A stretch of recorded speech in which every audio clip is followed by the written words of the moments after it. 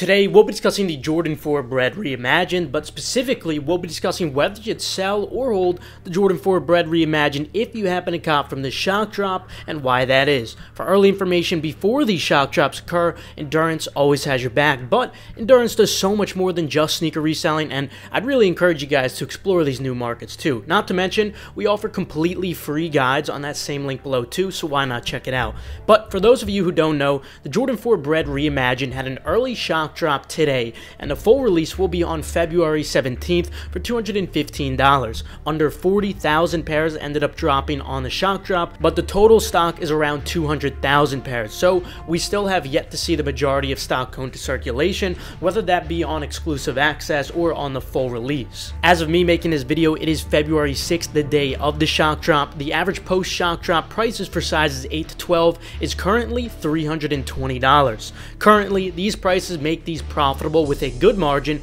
especially in the large sizes. However, as always, they will continue to drop in value as shipments go out and more pairs go into circulation from the shock drop. When it comes to these, I think the best comparison for the pattern that we'll likely see would be the Jordan 3 Reimagined, since those had a similar amount of demand and stock, and then a shock drop and release date pattern.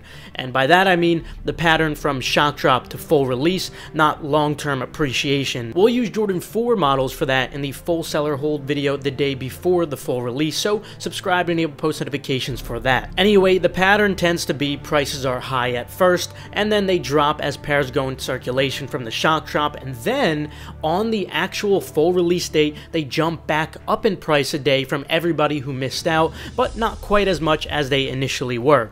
And so this leaves you in an interesting position. What's the best financial decision I could make with all this fluctuation?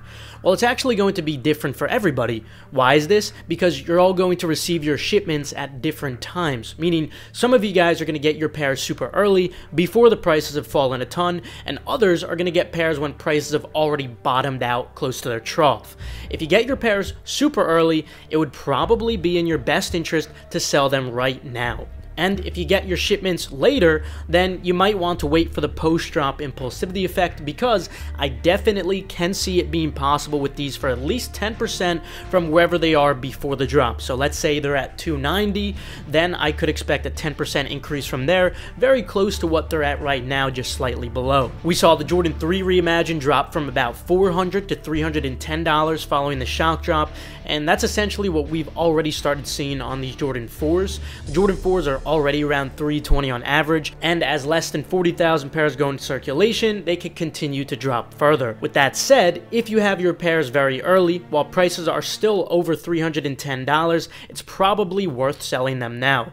But if by the time you get your pairs they're under $300 on average, then I'd say it's worth waiting for the post-drop impulsivity effect, because they could potentially get higher than that $300 average. Anywhere in the middle could really go either way, so I'd leave that up to you guys.